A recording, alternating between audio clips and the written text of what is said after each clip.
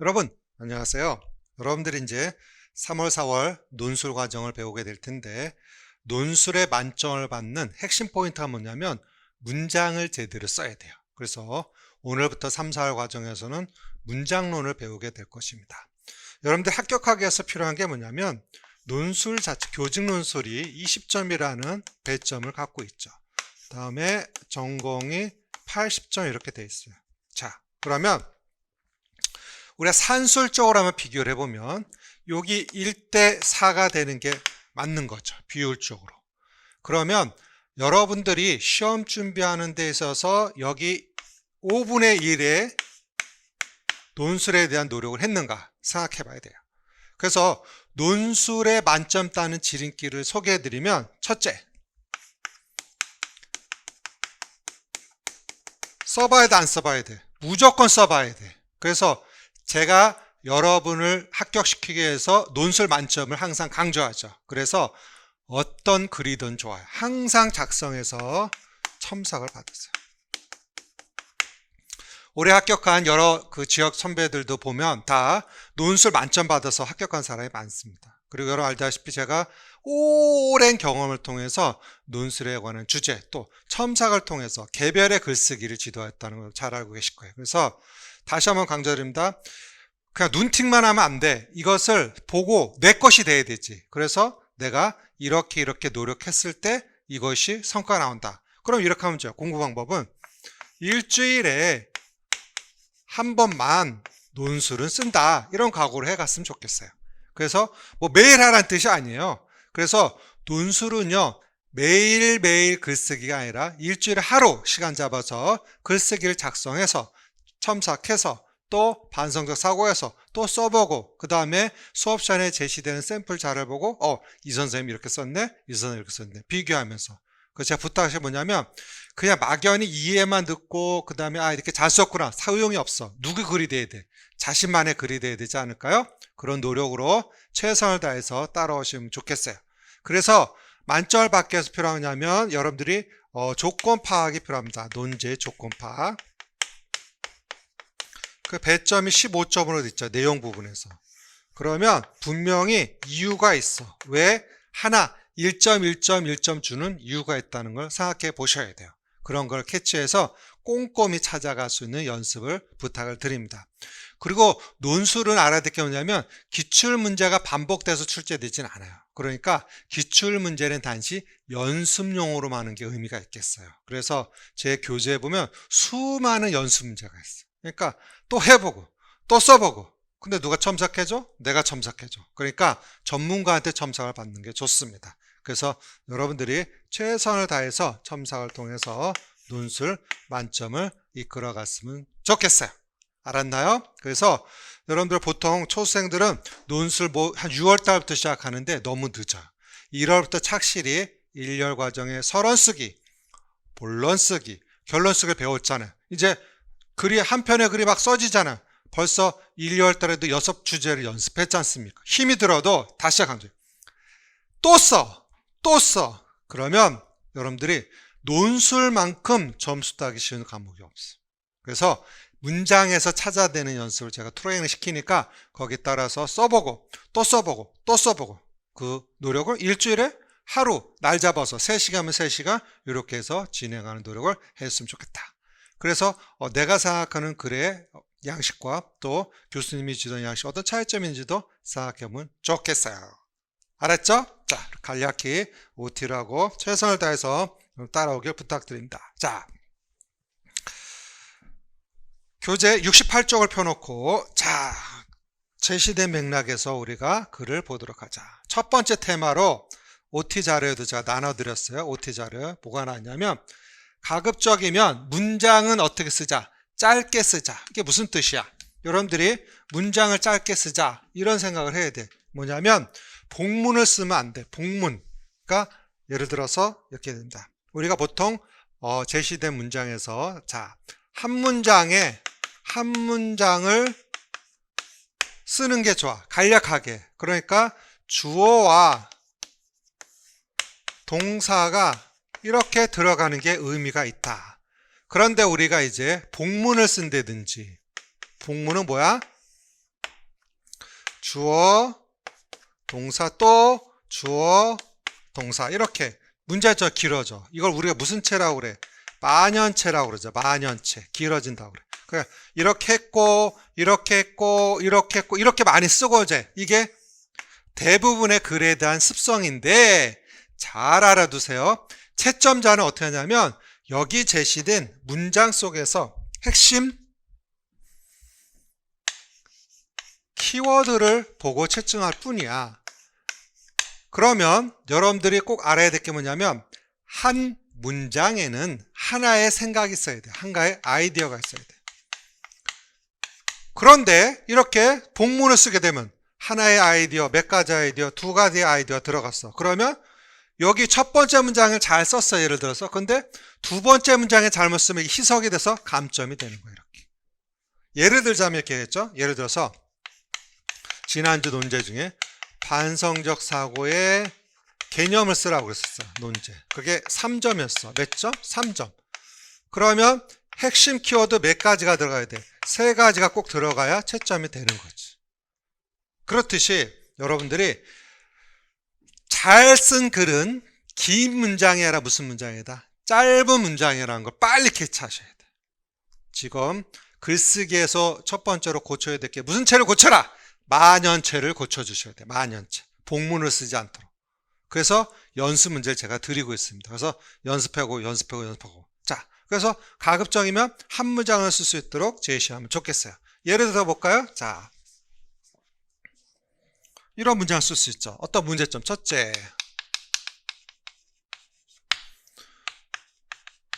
교사 주도의 수업 전개가 문제이다. 이렇게 썼어. 그러면 여기서 말하는 건 교사 주도 수업이라는 아이템 하나 나왔죠.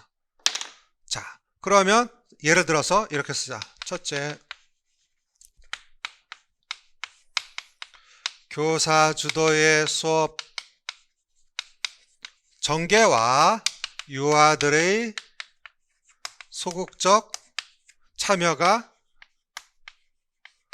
문제이다. 가령 이렇게 썼다 가정합시다. 그러면 뭐야? 한 가지 아이템, 또 몇 가지 아이템? 2가지 아이템이 들어가 있지. 그러면 채점자는 곤란하겠지. 이게 도대체 무슨 말하고자 하는 거야? 이렇게 되는 거야.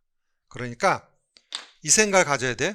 우리가 글을 쓴다는 것은 언어를 통해서 상대방한테 자기 생각을 전달하는 거죠. 그러면 한 문장 안에 내 생각이 들어야 돼. 예를 들어서 유아에게 부정적 언어를 사용한 점이 문제이다. 그럼 부정적 하나면 되잖아. 근데 우리는 무슨 생각하죠? 길게 쓰면 더 잘 쓴 글처럼 착각의 늪에 빠져요. 그러니까 뒤집어말하면 길게 쓸수록 점수는 어떻게 된다? 더 깎인다는 걸 간파해서 한 문장으로 쓰는 연습을 많이 해야 되겠다. 알았죠? 자, 교재 보고 출발해 보도록 하자. 자, 문장을 어떻게 하자? 짧게 하자. 제시가 됐죠. 그래서 여러분 다시 한번 설명드리지만 문장은 어떻게 써라? 짧게 쓸 수 있도록 준비를 해야겠습니다. 자, 한 문장의 생각을 하나만 담아 전달해야지 쉽게 이해할 수 있어. 이건 수업 논술은 특히 더 중요해. 가급적 문장을 어떻게 한다? 짧게 쓰는 것이 좋다. 그래서 나름대로 여러분들이 자기 생각을 제대로 전달하려면 한 문장은 한 30자 안팎으로 하는 게 좋다. 그래서 너무 길게 50자 정도는 넘기지 않았으면 좋겠다. 그래서 길게 쓴 글들은 문장은 객관성을 잃고 논리적으로 벗어나기 쉽다는 거죠. 그래서 단 한마디로 정리하는 기분으로 서술해야 돼. 그래서 기본적으로 글을 쓸 때 너무 또 짧으면 안 되죠. 이래서 나는 같다. 그렇게 쓰면 안 되죠. 자, 그래서 여기 이제 다음 주부터 연습 과제를 주는데 한번 볼까요? 보기. 정보와 사회의 부작용은 만만치 않아서 사람들을 직접 만나 처리한 경우가 되면 인간적인 정의나 대화가 오고 가기 힘들어지며 결국에는 자기와 함께 생활하는 기계보다 더 찾고 메말라 갈 텐데 이것은 인간의 궁극적 꿈과 이상사의 고령을 다 이게 160자 길어 안 길어? 숨이 차지. 그래서 이렇게 고쳐봤어. 어떻게?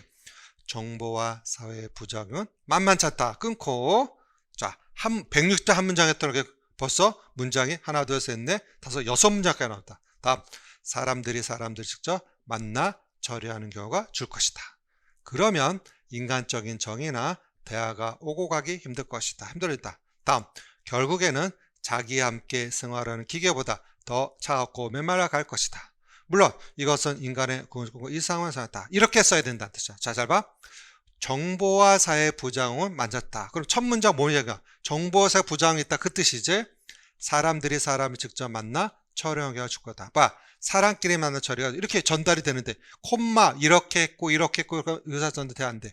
안 되죠. 그래서 연습 문제 1, 2, 3 제가 들었어. 그러니까 다음 주 과제일 때도 작성해서 한번 보내주시면 좋겠습니다. 알았습니까? 오케이. 자, 그러면 우리가 이제 지난주 논제를 먼저 해제를 하고, 예를 들어서 3, 4월 처음 듣는 친구들은 만약에 지난주 논제가 필요하면 저한테 여러분들이 논제를 달라고 요청하시면 제가 보내드릴 거예요. 이메일로 요청하시면. 자, 지난주 논제부터 이제 해결해 보면, 지난주에 반성적 사고의 글을 쓰는 거였어. 반성적 사고. 자, 한번 접근해 보겠어요. 자, 몇 쪽을 펴놓으시냐면 반성적 사고 지난주에도 설명했었죠. 자, 교재 113쪽을 펴놓고 교재 113쪽을 펴놓고 출발해 보도록 하겠어요. 지난주 논제입니다. 초임교사인 안교사와 경력교사인 김교사의 다음 대화에 근거하여,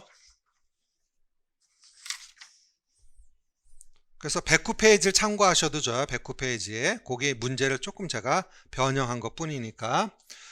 반성적 사고가 교사 전문성 신장에 미치는 긍정적 효과 두 가지를 논하고, 이건 이론적인 거죠. 자, 그러면 교사의 전문성 신장에서 중요한 첫째, 자율성을 키워주고요. 두 번째, 문제 해결력을 키워줄 수 있다. 그걸 이론 시간에 제가 설명을 드렸습니다. 알겠죠? 오케이. 자, 그런데 샘플 한 선생님 보니까 어떻게 썼냐면, 반성 첫째, 실천적 시뮬레이션 도움다. 그것도 가능합니다. 교사의 문제 해결 중, 이것도 좋아요. 이것도 충분히 점수를 줄 수가 있다. 다음, 반성적 사고를 통해 안교사가 개선해야 할 교수 행동과 대안을 각각 세 가지 제시하시오. 자, 그럼 보자. 사례 봐야 되겠죠. 김 선생님, 김 교사, 선생님, 오늘 수업은 어떠셨어요? 안 교사, 오늘은 여러 가지 일들로 고민이 많네요. 김 교사, 무슨 문제가 있었어요? 안 교사, 오늘 자유선택활동 시간에 몇몇 유아들이 역할놀이 영역에서만 너무 오래 놀고 있게 의도적으로 다른 영역에 가서 놀도록 해서 거기 비치죠. 의도적으로 다른, 이게 잘못한 거죠. 대학에서 배운 대로 유아들의 영역이 활동을 골고루 경험 중요하다고 생각했거든요. 그런데 유아들이 불평이 많았어요. 이게 첫 번째 문제점이죠. 그러면 샘플도 보면 의도적한 것에서 대화는 못합니까? 아이들이 역할놀이에 스스로 자유롭게 놀이에 참여하도록 해주는 것이 필요하겠죠. 다음, 김 교사, 나도 그런 경우가 종종 있었어요. 실제로 유아들을 지도해 보니 꼭 배운 대로 되는 것도 아니더라고요. 오히려 유아들을 가르치며 계속 진지하게 고민하면서 조금씩 서로 깨달아간 것이 많았던 거예요. 그런데 또 다른 일도 있었던 거예요. 자, 그랬더니 안 교사, 요즘 원장 선생님이 종종 교실을 관찰하잖아요. 우리 반 유아들이 쌓긴 놀이에서 매번 똑같은 것만 만드는 것 같다 하시면서 그 이유가 뭔지 물어보시라고 고민했어요. 사실 저는 유아들이 잘 노는 것 같다. 크게 관심, 이게 묻지쳐야죠. 저는 유아들이 잘 노는 것 같다. 크게 관심을 갖지 않았거든요. 이게 두 번째 문제점이죠. 그러면 여기 샘플에도 보시면, 자, 이 선생님한테 어떻게 합니까? 대안에 아이들 놀이의 기록을 잘 제대로 관찰해야 되겠죠. 그런 걸 써야 됩니다. 김 교사, 원장 선생님께서 그런 말씀을 하셨다면 무슨 이유가 있었을 텐데, 그런데 저는 도무지 모르겠어요. 그래도 더 고민해 보세요. 나는 그런 문제에 부딪혔을 때 제 자신의 행동을 곰곰이 되돌아보고 하는데, 반성사고 하는 거죠. 그게 문제를 푸는데 도움이 많이 되더라고요. 안 교사, 네, 그렇군요. 그러고 보니 한 가지 고민이 더 있어요. 오늘 미술 영역에서 유아들 그린 해바라기를 벽면에 전시해 놓았는데 제가 보여준 해바라기와 똑같은 잎사귀는 초록, 꽃은 노랑으로 그린 거예요. 모두 똑같이 그린 걸 보니 미치죠. 모두 똑같이 그리게 한 게 문제점이지. 그러면 아이들한테 무엇합니까? 탐색의 기회를 많이 줘야 되죠. 그래서 아이들이 기본적으로 해바라기에 대한 관찰할 수 있는 자료를 많이 주고 아이들이 다양성 있게 창의성 있게 그리는 거도록 지도한다. 그게 대안이 될 수 있다. 김교사, 나도 유아를 가르치면서 그런 문제로 고민한 적이 많아요. 안교사, 선생님 그럴 때 어떻게 하셨어요? 김교사, 나는 막연하게 생각하면 이게 이제 세 번째 테마죠. 3. 안교사가 활용할 수 있는 반성서 증진방안을 쓰라고 했어요. 자, 여기에 문장에 보면 나는 막연하게 생각하기보다는 하루를 되돌아보며 꼼꼼하게 정리보곤했어요. 미치죠? 하루를 되돌아보며 꼼꼼하게 이게 무슨 사고야? 반성적 저널 쓰기가 되는 거야. 반성적 저널 쓰기.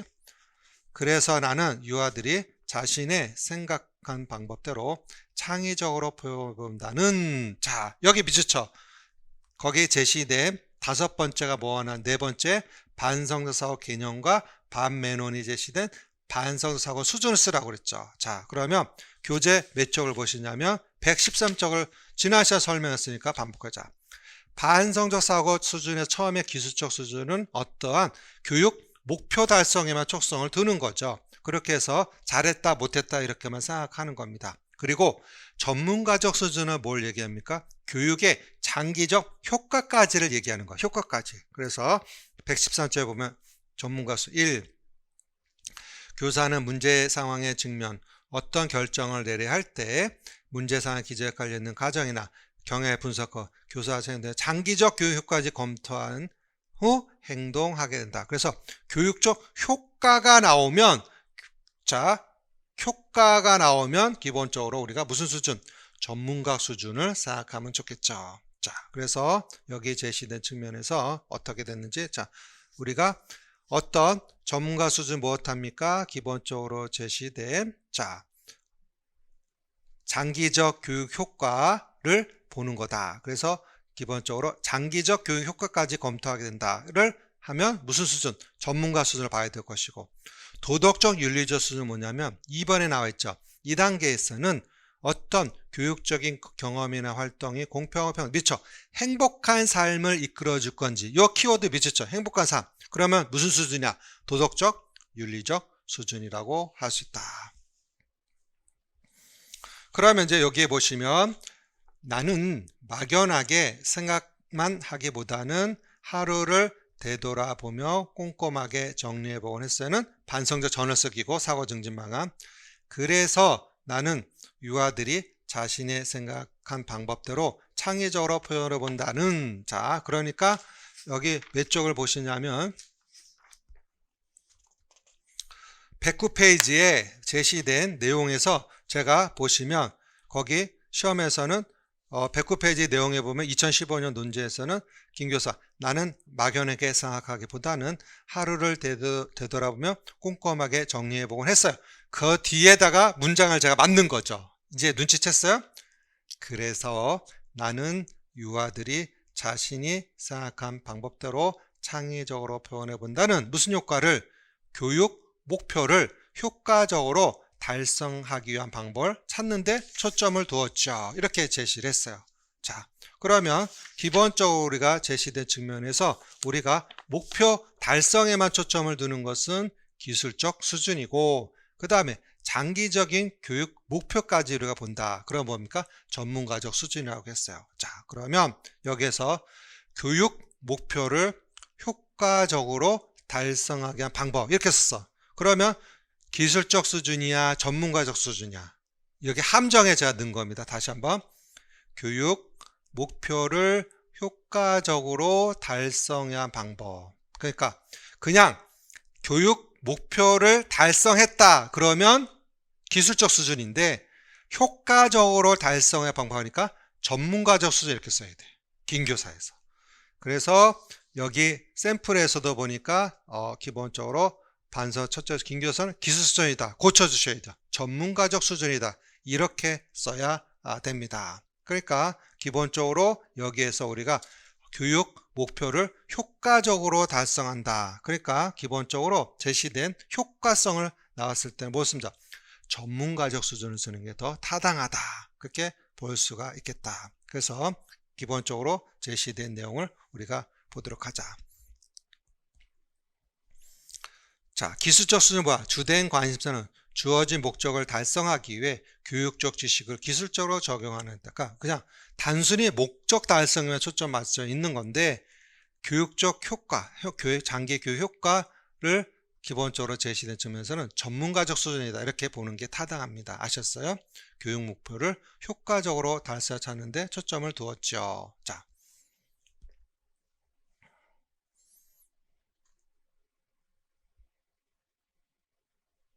다음 안교사. 저도 그런 방법을 써봐야겠어요. 저는 이제 미처 유아의 행복한 삶에 이 같은 활동이 의미가 있는지 미치죠. 유아의 행복한 삶에 그러면 도덕적 무슨 수준이야?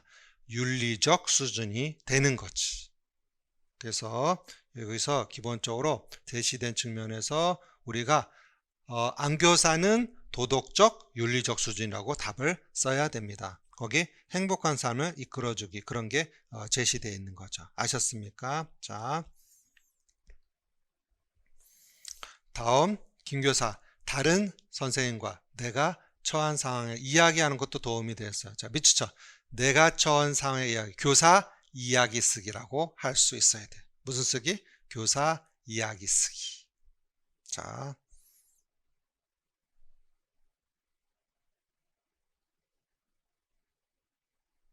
그래서 여기 기술적 수준, 그 다음에 전문가적 수준, 그 다음에 도덕윤리적 수준을 구별할 필요가 있겠어요. 아셨습니까? 자, 그래서 기본적으로 어떤 교육적 효과, 그까지도 제시된 걸 우리가 볼 수가 있겠습니다. 오케이.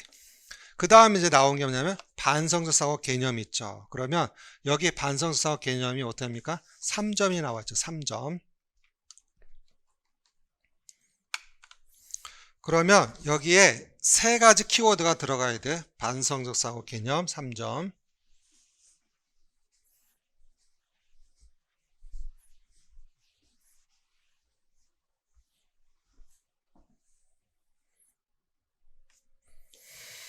그래서 반성적 사고 개념에는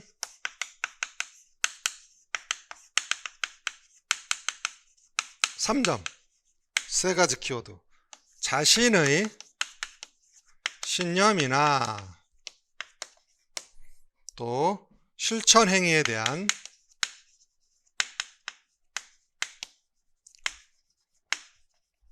대해 그것의 지난 시간에 다 배웠어요. 원인이나 궁극적인 결과를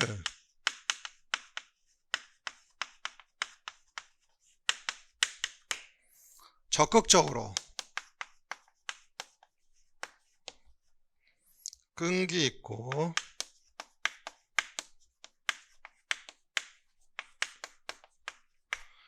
주의 깊게 고려하는 거. 이걸 무슨 사고라 그래?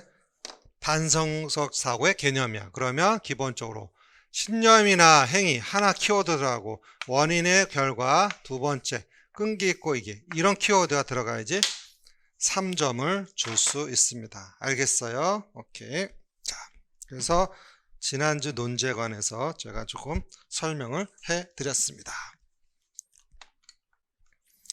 자, 그러면 오늘은 뭘 설명해 줄 거냐면 오늘 논제를 풀기 위한 기본적인 이론적 설명을 제가 해 드릴 겁니다. 자, 몇 쪽을 가시냐면 교재 309쪽을 보겠어요. 309쪽에. 자, 그래서 309쪽에 교사의 지식이 나오죠. 반성적 사고를 구체적으로 실천할 수 있는 게 실천적 지식이야. 그러니까 그 실천적 지식에 관해서 우리가 알아야겠다. 그래서 309쪽의 이론을 바탕으로 한번 전개해 보도록 하자. 그래서 기본적으로 지식관에는 까미드브루스의 사회적 지식, 물리적 지식, 논리수학적 지식이 우리가 형성되고 있죠. 이건 다 알고 있죠, 삐아제. 자, 그 다음에 실천적 지식을 기본적으로 우리가 예시하는 게 뭐냐면 교사가 체험한 것을 바탕으로서 문제 해결에 도움이 되는 거야. 그래서 거기에 301바지의 실천적 지식을 가지고 310쪽에 보면 그러한 실천적 지식을 세 가지 유형으로 나눴어요. 첫째 뭐냐면 교수 설계로서의 실천적 지식, 두 번째 교수 방법으로서 실천적 지식, 세 번째 교수 내용으로서 실천적 지식. 그래서 요 이론을 알아야 오늘 논제를 해결할 수 있지 않겠느냐, 그 뜻입니다. 아셨죠? 그래서 310쪽에 제시를 해놨어요. 자, 보자. 교수 설계로서 실천 지식. 교사는 교수 계획을 쓸 때 자신이 경험했던 기억에 의존하여 미리 교수 자료 방법을 계획할 수 있는데 이렇게 이러한 경험이 누적된 실전 교수 설계에 사용했다. 그러니까 무엇을 계획할 때 자기 경험했던 걸 바탕한 것을 교수 설계로서의 실전적 지식이다. 이렇게 얘기할 수 있죠. 다음, 교수 무엇으로서 방법으로서 실천적 지식이다. 뭔가 보자. 교사는 수업을 설계, 실행하는 과정, 그러니까 수업을 하는 어떤 방법 중에서 자기의 어떤 경험적인 걸 활용할 수 있다, 이 뜻이죠. 그래서 기본적으로 경력교사들은 유아를 집중시키는 방법, 교수자를 소개할 때 더 어떻게 하면 좋은지 교수 방법을 알게 된다. 이게 뭐라고 그래? 교수 방법으로의 실천적 지식이다. 이렇게 얘기할 수 있습니다. 알았나요? 다음, 교수 무엇으로서? 내용으로서 실천적 지식을 보자. 뭐냐면 가르칠 내용에 관해서 더 많이 알고 있어야 된다, 그 뜻이야. 311조. 교사는 교육활동을 계획하는 과정에서 교육과정에서 강조하는 교과 내용을 잘 알고 있어야 된다. 그래서 교과 내용을 잘 알고 있을 때 실천적 지식 활용에 도움이 된다. 그래서 그 사례들을 이번 논제에 넣었으니까 활용하면 좋겠습니다. 자, 그 다음에 코넬리와 클란디엔이 제시된 실천적 지식은 기본적으로 여러 가지 측면에서 많이 활용이 되고 있습니다. 그래서 실제 교사들이 아이들을 만나고 가르치는 것은 단순한 교수 경험하는 것이 아니라 나름대로의 가르치는 상황에서 자기가 알고 있는 지식 또 어떤 체험, 그런 것들이 적용된다고 얘기를 하고 있습니다. 그래서 기본적으로 실천적 지식과 반성적 사고는 상당한 밀접한 관계에 있다는 우리가 알고 있어야 됩니다. 아셨죠? 자, 그 다음에 우리가 기본적으로 그 암묵적 지식은 내가 알고 있는 거, 그러니까 누가 가르쳐서 아는 게 아니라 암묵적으로 알고 있는 거를 암묵적 지식이라고 얘기합니다. 그래서 뭐 우리가 요리를 할 때 어떻습니까? 자, 뭐 한 스쿨 넣어 경험에 의해서 하는 거죠. 그런 걸 암묵적 지식이라 해요. 그래서 암묵적 지식도 실천적 지식을 구성하는 데 도움이 될 수 있지만 반드시 꼭 그런 것은 아니더라. 그래서 교사들이 어떤 암묵적 지식을 활용해서 수업을 전개하는 것들이 우리가 활용될 수 있다. 그래서 암묵적 지식이라는 것도 알아두시고, 그 다음에 명시적은 겉으로 드러난 걸 얘기하는 거죠. 암묵적 지식이 아닌 거. 그 다음에 요건 좀 알아둘 필요가 있어요. 내러티브적 지식이라는데 뭐냐면 이러한 교사들의 실천적 암묵적 지식을 가장 부드러운 방법으로 표현한 방법을 지시하는 내러티브적 지식. 그래서 그런 방법을 내러티브 방법이라고 해요. 무슨 방법? 내러티브 방법. 그러니까 말을 통해서 나름대로 말로 하는 거 내러티브, 그 속에서 자기의 어떤 생각이나 경험을 부드럽게 표현하는 걸 뭐라고 그래? 내러티브 탐구라고 그래. 무슨 탐구? 내러티브 탐구. 그래서 브루너가 제시도 하게 되죠. 그래서 내러티브 탐구 질적 연구 방법으로 제공됩니다.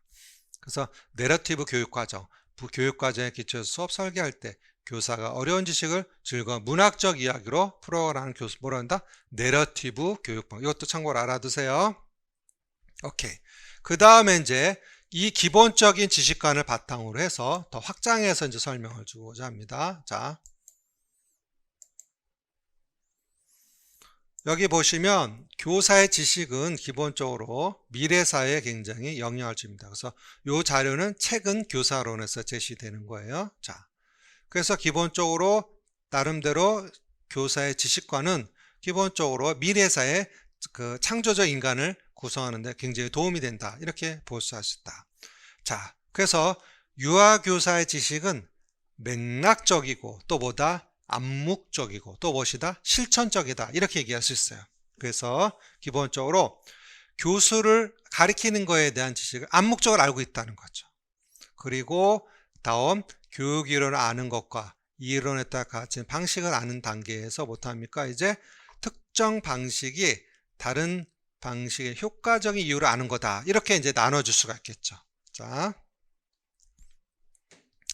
그래서 교사의 지식에 관한 거를 설명을 드리면 기본적으로 우리가 보도록 하겠어요. 자, 기본적으로 교사에 무슨 지식이 있어야 돼? 전문적 지식이 있어야 돼. 그러면 가르침에 대한 또 전문적 지식이 있어야 되겠죠? 그것과 상호작용해야 되고 거기에 따라 교사의 신념이나 교육과정. 그래서 교실 상황과 연결이 돼서 나중에 아이들한테 가르쳐 이런 구조를 갖고 있다는. 그래서 다 연관성이 다 이렇게 있는 거죠. 교사의 전문적 지식. 그래서 여기 나온 쯤을 한번 보시면 교사의 지식은 단순히 지식의 양으로는 판단할 수 없는 것이다. 가르침의 순간에 해야 할 바를 아는 걸 얘기한다. 자, 한번 생각해 보자. 선생님, 나는 꿈이 없어요 라고 말한 아이에게 나는 선생님도 어렸을 때 꿈이 없었어요. 지금은 없어도 돼요 라고 말했다. 자, 꿈이 없다는 아이에게 어떤 말을 해야 할지 어떻게 궁정할지 고민이 된다. 그 다음 나. 미술 영역에서 한 유아당 사용할 수 있는 색종이 수는 3장으로 제한되어 있다. 아이들은 더 많은 색종이를 필요하는데 꼭 제한을 둬야 할까? 고민해야 되죠. 제한을 두지 않는다면 아이들은 색종이를 마구 사용할까? 제한하다 낭비하지 않을까? 환경과 아이 요구에서 갈등이 생겼다. 그러면 반성적 사고라고 어떻게 실천적 지식을 고민해봐야 해봐야 되겠죠. 알겠습니까? 그래서 이러한 교사의 지식의 종류를 기본적으로 술만은 크게 이렇게 또 나눴어요. 이거 좀 어려운 내용인데 교수 내용 지식이다. 무슨 지식? 교수 내용 지식이라 했어요. 자, 보자. 좋은 교사는 학습자 배움에 초점을 둬서 복잡한 사고 과정을 경험하며 가르치는 사람이 할 수 있는 거죠. 맞죠? 그래서 가르침의 의사결정에 따라서 기본적으로 교사는 교육 내용에 관한 지식이 있어야 없어야 돼? 있어야 되죠. 교수 내용에 대한 지식. 그래서 어떤 가르친 것, 학습된 지식, 그리고 교육 방법에 대한 지식이 필요하며 이러한 지식을 교육 내용 지식이다. 이렇게 얘기할 수 있어. 그래서 혹시라도 시험에 술만에 관련해서 교사 지식을 나왔다. 그럼 뭐 쓰면 좋아? 교수 내용 지식이다. 가르치는 지식, 교수 내용. 그러니까 pedagogical content knowledge, PCK예요. 그러니까 기존에 기본적으로 교사의 지식을 중요시해야 한다고 주장하는 거야. 교사의 지식. 그러니까 가르칠 내용과 그 다음에 학습자에 대한 지식, 교육 방법에 대한 걸 알아야 돼. 그걸 뭐래? 교수 내용 지식. 그래서 메모에서 교수 내용 지식은 무슨 지식이야? 상황적 맥락적 지식이야. 상황적 맥락. 그러니까 지식을 많이 알고 있다 잘 가르치는 것이 아니라 그 상황에 얼마큼 잘 적응해서 가르칠 수 있냐. 그걸 얘기하는 거죠. 그걸 뭐라고 그래? 교수 내용 지식이라고 그래. 그래서 가르치는 내용 지식과 교수법을 합쳐서 교수 뭐라고 그래? 내용 지식. 그래서 술만 나오면 무슨 단어 써? 교수 내용 지식 쓸 수 있어야 돼. 알겠죠? 자, 상황적, 맥락적, 실천적 교수 지식이다. 한번 보자. 지우가 디지털 피아노를 치고 있었어. 자, 그런데 교사가 지우에게 다가가자 아이들이 교사를 따라 피아노 어디 주변으로 모여들었어요. 자, 그러면 효진이와 테리는 자신도 피아노를 칠 수 있다면 지우 옆에 앉았다. 자, 상상되죠? 지우가 자리를 내어주지 않자 효진이와 테리는 피아노 건반을 두드리고 음량 조절 버튼을 누르면서 지우를 방해했어. 지우는 야! 하지 마라고 말을 했어. 이를 지켜보던 교사는 효진이와 테리에게 얘들아! 스피커에 손을 대니까 손바닥이 간질거려 신기해. 너희도 한번 교사가 말을 듣고 효진이와 테리는 스피커에 손을 대고 소리가 커지면 진동도 강한 걸 발견하고 매우 어렵다. 그러니까 아이들의 관심을 전환시킨 거죠. 두 아이는 피아노를 치는 지우를 방해하자 함께 피아노 하겠다. 어때요? 상황적에서 교사가 잘 지도해서 안 했어. 했죠? 이거를 무슨 지식이라고 그래? 교수 내용 지식이라고 그래. 자, 무슨 지식? 교수 내용 지식. 교사가 스피커에 손을 대보자고 제안한 것은 교사의 사전 지식에 의한 것일까? 아니면 그 순간 만들어질 것인 거냐? 그러니까 나름대로 상황에 잘 대처한 거죠, 교사가. 알겠나? 그 다음에 요건 좀 어려운데 우리가 그 제시된 측면에서 한 단계 더 들어가면 교수 내용 지식 앞에 기술공학적인 게 붙어. 무슨 죠? 기술공학적인 거. 자, 그럼 보자. 아까 제시된 측면에서 교수법도 내용 지식이 있었죠. 맞죠? 거기에 하나 더 뭐까지? 기술공학적 지식을 더 첨가시킨다. 그래서 여기에 그 가리키는 지식에 테크놀로지, 교수 공학적인 게 들어가는 겁니다. 그래서 좀 더 확장된 개념의 기술공학적 교수 내용 지식이 있다. 자, 사례 보자. 다음 사례를 읽고 교사의 기술공학적 교수 내용 지식의 이야기를 나눠봅시다. 자, 그러니까 한 단계 더 들어간 건 이제 그러니까 처음에 우리가 배웠죠. 못합니까? 일반지의 실천적 지식까지 알고 있어. 그래서 실천적 지식의 종류는 뭐가 있습니까? 교수 설계로서, 교수 방법으로서, 교수 내용으로 지식이 있어. 됐죠? 거기까지가 기존의 교사론을 쓰면 최근에 한 교사론에서 못합니까? 술만의 교수 내용 지식까지 설명이 됐고 한 단계 더 들어서 이제 기술 공학적 교수 내용 지식까지 이런 이론적인 걸 좀 알아야 된다. 그 뜻이야. 한번 보자. 영상 자료를 벌써 지진 대피 훈련 영상을 보고 자 그러니까 여기에 영상 자료 시청각 매체 쓴 게 공학적 교수 공학적 그런 뜻이야 이게. 그래서 기술 공학적이라는 단어를 쓴 거야. 이해됐나? 영상을 보고 따라 보기 했다. 그래서 지진 대피 훈련을 이야기 나누고 유아들이 영상에서 본 걸 따라 행동했다. 이런 사례가 나왔어. 그럼 뭘 써야 돼? 기술 공학적 교수 내용 지식 전공에 출제되면 그런 거 쓸 수 있어야 돼. 알겠죠? 영상 자료 매체를 썼다 나오면 기술 공학적 교수 내용적 지식. 다시 한번. 자, 여기에 테크니컬이 붙는 게 뭐냐면 시청각 매체라든지 교육 공학적인 게 붙는 걸 뭐라 그래? 기술 공학적 지식이라고 그래. 그러니까 논술을 쓰기 위해서 막연히 쓰는 것이 아니라 어느 정도 이런 이론적인 게 좀 알아두셔야 돼요. 자, 다음 보자. 사례 2. 하루 일과를 사진으로 못하기. 기록. 이것도 사진으로 남았잖아. 시청각 매체. 그래서 우리가 제시된 측면 보자. 하루 중 의미 있다고 판단되는 장면을 사진을 찍어서 일과 흐름을 기록한다. 포트폴리오가 생각날 수 있겠죠. 그렇죠? 그런 걸 통해서 기본적으로 아이의 수업에서 어떤 걸 설명했을 때는 기술공학적 교수 내용 지식이다. 이렇게 설명할 수 있다. 자, 그래서 기본적으로 유아교사 지식과 교육실제 나름대로 교사는 지식이 있어야 돼 없어야 돼? 있어야 돼. 나름대로 실천적 지식이 있어야 되고 나름대로 만들어가는 지식이 있어야지 아이들의 변화를 많이 추구할 수 있다. 그리고 안다고 믿는 것을 돌아보기. 교사는 자신이 안다는 것을 아이한테 가르치는 거지. 그러면 자기 나름대로 소화가 돼야 아이들한테 가르칠 수 있는 거잖아요. 알겠죠? 그래서 기본적으로 안다는 것은 끊임없는 변화와 창조의 과정이다. 교사가 안다고 인정하고 믿는 순간 잠깐 멈춰 되돌아본다. 반성사고라면 유아도 어떻게 할 건지를 고민하게 되겠죠. 자, 한번 보자. 유아를 관찰하고 기록한 교사를 보자. 교사가 컵을 손가락으로 가리키며 저것은 무엇인가요? 라고 유아가 못합니까? 컵 이렇게 됐어. 자, 그러면 관찰 장면. 미술 영역에서 사자 만들게 하는데 정우가 옆 친구의 파란색 크레파스를 양보했다. 그럼 이제 교사에서 유아가 친구의 크레파스 표정을 보아 정우는 친구와 나누는 과정을 잘 알고 있고 친구의 양보를 보아 정우는 친사해주고 이렇게 이제 해석할 수 있는 거죠. 그러니까 나름대로 교사는 정확한 나름대로 전문적 관찰이 안 필요해? 필요하다고 볼 수 있는 거죠. 자, 교실에서 발생하는 사건에 교사는 뭐다? 귀를 좀 기울여 봐야 돼. 자기의 어떤 나름대로의 그 알의 범주가 있는 것에 대해서 고민하는 게 민감하게 귀를 기울여야 돼. 자, 한번 보자. 관찰 장면. 서연이가 기차 그림을 그려 선생님에 보여주며 선생님 이제 뭐게요? 라고 했어. 이해됐죠? 교사는 기차 노래했던 기억을 살려 기차인 것 같은데? 라고 답을 했어. 선생님 박스로 기차를 만들어 타본 적이 있어? 끈으로 연결도 했었는데 알았다. 그럼 이제 아이한테 새로운 시도하고 도움을 주는 거죠. 이때 시윤이와 준서, 은교가 다가와서 서연이의 그림을 우와 오지 마세요라고 또 만들었었어요 라고 번호표도 만들었어요. 어디로 가는지 적었어요. 재미있겠다. 저도 하고 싶어서 말한다. 이게 관찰 장면이야. 그럼 이제 교사의 이제 반성사를 보자.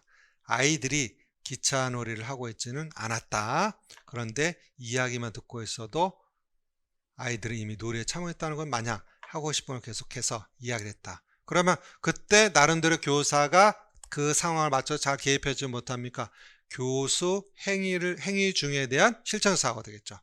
교사인 나의 한마디 아이들은 하고 싶은 거, 만들고 싶은 거, 알고 싶은 거 이야기해 주고 했다. 이렇게 해석할 수 있는 거죠. 그래서 일단 아이의 귀에 귀를 기울여야 된다는 걸 교사가 깨닫게 되는 거죠. 자, 그 다음 다양한 사건에서 나름대로 어떤 성찰을 했는지 예를 보자. 자,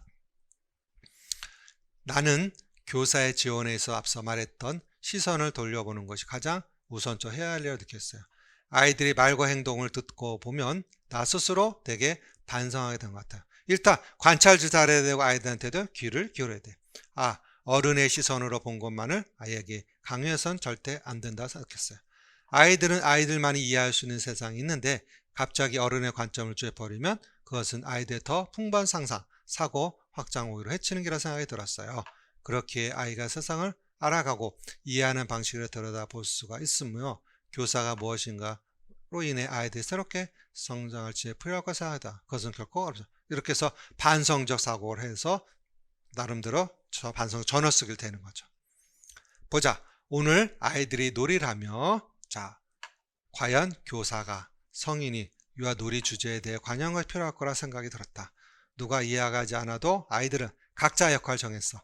망을 보는 아이, 열쇠를 꺼내 노력하는 아이, 지시하는 각자 역할을 정하지 않았음에도 하나의 문제를 해결해 아이들 스스로 힘을 모았다. 대단한 거죠? 나 또한 반성하게 되었다. 나도 모르게 아이들 어떤 소재로 노는 것에 따라 반응이 달랐던 것 같아. 이게 이제 반성사고가 되는 거죠. 하지만 아이들의 놀이에는 기준이 없었다. 그저 관심 있는 주제라면 무엇이든 유아에게 배움을 줄 수 있는 놀이라고 한 것이다. 놀이가 계속해서 강조되는 이유를 아예 통해 배웠다. 그러니까 우리가 2019 개정 누리 과정에서 뭐냐면 놀이를 통한 배움을 한다는 것에 대한 교사의 반성적 전환성이 보였다고 볼 수 있겠다. 자, 그래서 나름대로 교사들은 자기가 갖고 있는 생각들을 해서 반성 쌓을 기회를 우리가 가져봐야 됩니다. 아셨죠? 오케이. 자, 그 다음에 이제 한 단계 더 들어가서 지식과 관련해서 하나 더 설명을 드리고자 합니다.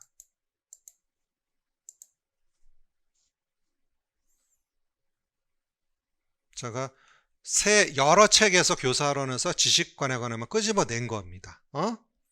그렇게 공부를 해야 돼, 하려면. 자, 유아교사에게 필요한 전문지식, 당연하죠? 전문적 지식이 필요하죠. 그러니까 기본적으로 현장에 아이들이 수업할 때 필요한 지식이 필요하겠죠. 그래서 기본적으로 지식은 어떤 특정 맥락 안에서 상황적에서 체계적인 암을 의미하죠. 그러니까 아까 상황 맥락적 지식에서 교수 내용적 지식이 있었잖아요. 맞죠? 자, 지식의 유형을 벨랭키는 이렇게도 얘기를 했어요. 여성의 알매 방식에서 자, 수용적 지식도 설명했어. 무슨 지식? 수용적 지식. 또 무슨 지식? 주관적 지식. 또 무슨 지식? 절차적 지식. 또 무슨 지식? 구성적 지식을 제시했습니다. 그러니까 시험에서 학자 벨랭키가 나와서 지식의 유형을 묻는다면 네 가지를 활용하면 좋겠다. 자, 메모해 두세요. 자, 첫 번째, 수용적 지식이라는 건 뭐냐면 나름대로 어떤 경험이 있는 사람이라는 이야기가 안심이 됩니다. 그러니까 기본적으로 수용적 지식 있는 사람은 어떤 걸 받아들인다는 거죠. 그래서 기본적으로 어떤 걸 흡수하는 측면에서 권위자의 초점을 두는 거죠. 경험이 있는 사람이 하는 이야기가 안심이 된다. 그러니까 이 수용적 지식을 가진 유아교사들도 수동적이지 않을까? 이렇게 볼 수 있겠죠. 책을 통해 읽으면 너무 추상적이기 때문에 내가 그것을 할 수 있을까 불안했는데 다른 사람이 하는 이야기를 들으면 그 사람은 나도 할 수 있을 것 같다. 자신은 이게 수용적 지식이라고 그래요. 이해가 되셨어요? 다 무슨 지식? 주관적 지식. 나름대로 주관성이 좀 강한 거죠. 어떤 내가 생각하는 것만이 옳다 이렇게 생각할 수 있죠. 누구나 삶의 경험을 통해 자신이 습득한 자신만의 지식을 가지고 있다. 다른 사람이 6년초 대학을 받았는지 받지 않았는지 그 사람의 양가수 내 지식이 가치 있다고 생각해요. 이거는 내 지식. 무슨 지식? 이런 내 지식 나오면 뭐 써야 돼? 주관적 지식이라고 그래. 무슨 지식? 주관적 지식. 그 다음 절차적 지식이 있다. 무슨 지식? 절차적 지식. 그래서 기본적으로 사람들은 서로 바라보는 시각이 다르다. 이걸 얘기하는 무슨 지식이라고 그래? 절차적 지식이라고 그래. 절차적 지식. 그래서 절차적 지식은 또 절차적 분리 지식과 또 뭐로 나눠진다? 절차적 연결 지식으로 나눌 수 있어. 절차적 분리 지식은 사람들이 기본적으로 논리적 타당 사고를 중요하다고 생각하는 거. 그러니까 절차적 지식은 나름대로 다른 사람의 갖고 있는 논리적 생각 그런 걸 인정해 주는 거야. 반면에 절차적 연결 지식은 기본적으로 자신만의 고유한 관점에 탈피해서 이제 다른 사람과 관계, 지속적 대화를 통해서 그들의 관점을 조망하고 절차적 못한다고 연결 지식이다. 이렇게 얘기할 수 있어. 그러니까 수용적 지식은 뭐야? 수동적으로 갖고 있는 사람이고, 그 다음에 주관적 지식은 내 지식이 옳다. 그렇게 얘기하는 거고, 절차적 지식 못합니까? 다른 사람이 믿고 있는 그런 것들이 어떠한 절차적 지식이다. 이렇게 얘기할 수 있는 거죠. 그래서 기본적으로 다른 사람을 쉽게 말하면, 자,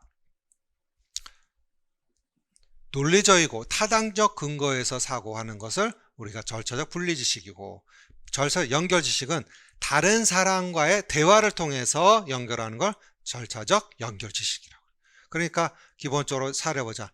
예전에 제가 옳다고 생각한 대로만 하려고 고집했는데 이제는 여러 사람들의 의견들을 들어보려고 해요. 동료 교사나 선배 교사들한테 배울 때도 많았거든요. 이런 게 나오면 뭐 써야 돼? 시작. 절차적 지식이죠. 무슨 지식? 절차적 지식. 자, 그 다음 이제 나오는 게 구성적 지식이 있다. 논리적 근거에 의해서 나름대로 자기 지식을 관계 속에서 새롭게 형성하는 거죠. 지식을. 그래서 자신의 주관적이고 직관적 경험을 얻은 지식을 통합하는 경향. 무슨 지식이라 그래?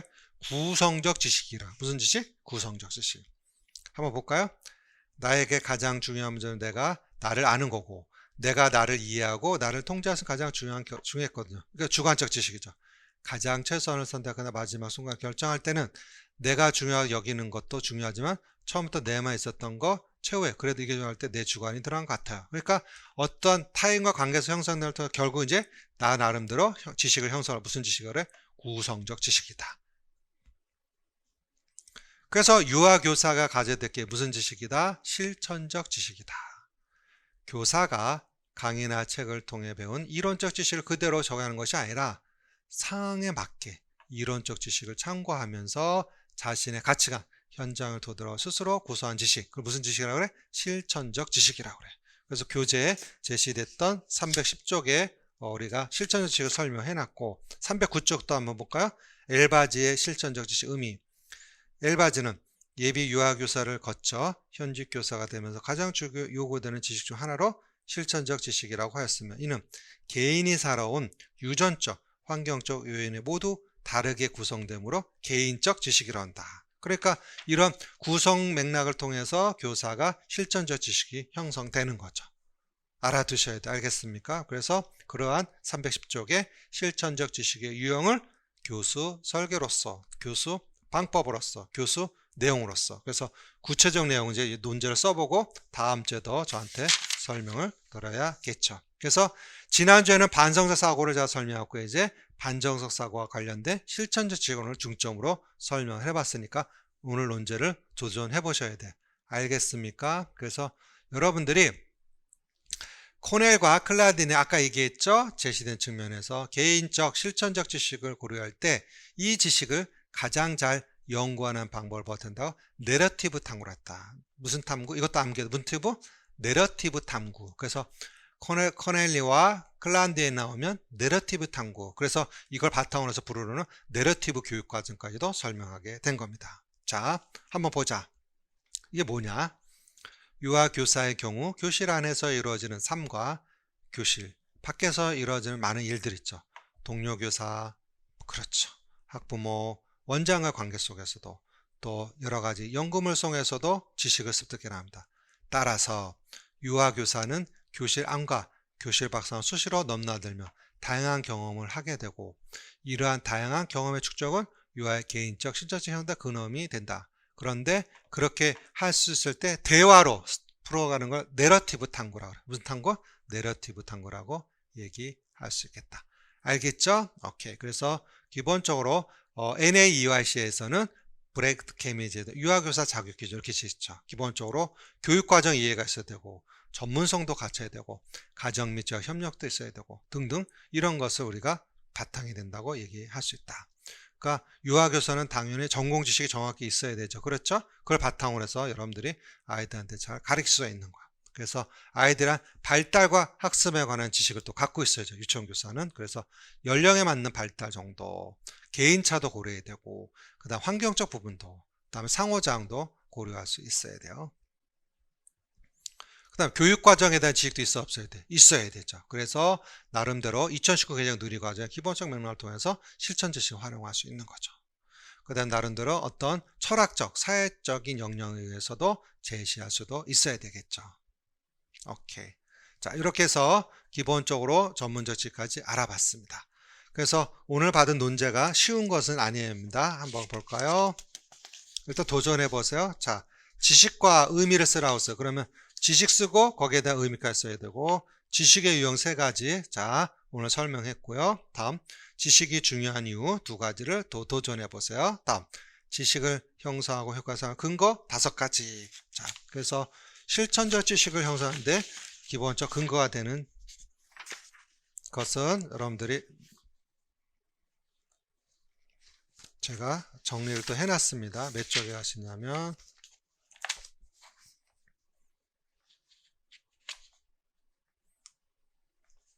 오케이. 자,